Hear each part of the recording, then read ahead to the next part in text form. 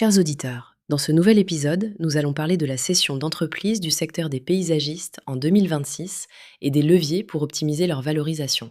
Le contexte est à la fois dynamique et fragmenté.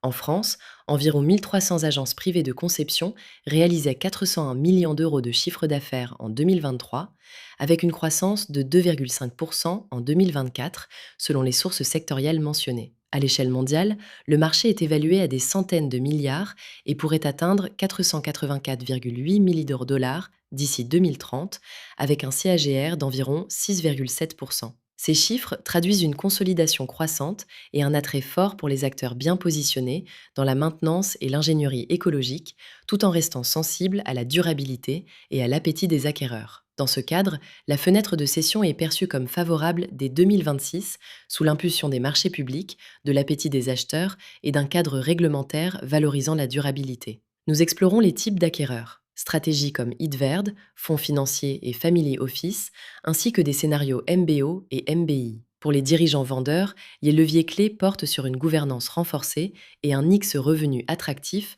avec une part significative de contrats pluriannuels supérieure à 40% du chiffre d'affaires. La data room et les indicateurs ESG deviennent des vecteurs de crédibilité lors de la due diligence. Sur la valorisation, les multiples oscillent entre 5 fois et 8 fois l'EBITDA, avec des écarts selon la taille et la récurrence des revenus. L'usage d'un earn-out peut représenter 15 à 20% du prix total sur 18 mois et des mécanismes Locked Box et Gap couvrent des horizons de 12 à 24 mois. Nous discutons aussi 3 scénarios prospectifs, technologiques, géopolitiques et macro-sociétal, qui influent sur les marges et la productivité. Parmi les risques majeurs, dépendance aux dirigeants, marge sous pression et turnover.